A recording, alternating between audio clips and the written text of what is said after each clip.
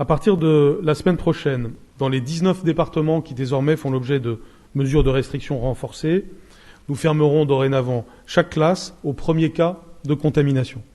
C'est une mesure très importante. Elle aura comme conséquence plus de classes fermées, évidemment, dans les départements dont nous parlons. Cela donc signifie fermeture de classe dès qu'un premier cas est détecté. Et cela s'appliquera pour tous les niveaux scolaires. S'agissant des fermetures de classe, je le répète, c'est souvent des durées de l'ordre de 2 à 3 semaines.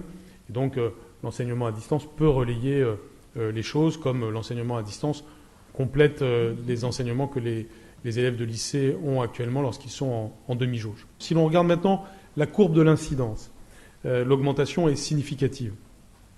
Nous notons malgré tout que pour les écoliers, cette incidence reste faible. Cela corrobore ce que l'on sait maintenant depuis plusieurs mois au travers d'études nationales et internationales, c'est-à-dire que les élèves des écoles primaires sont moins contaminés que les collégiens, qui eux-mêmes sont moins contaminés que les lycéens.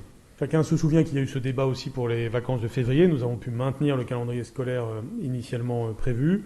C'est un peu la même chose pour les vacances de printemps, où on ne doit pas s'interdire toutes sortes d'évolutions, mais où l'objectif est plutôt de maintenir le calendrier. Encore une fois, parce qu'il n'est pas démontré, loin s'en faut, que les vacances aboutissent à moins de contamination des enfants que la période scolaire.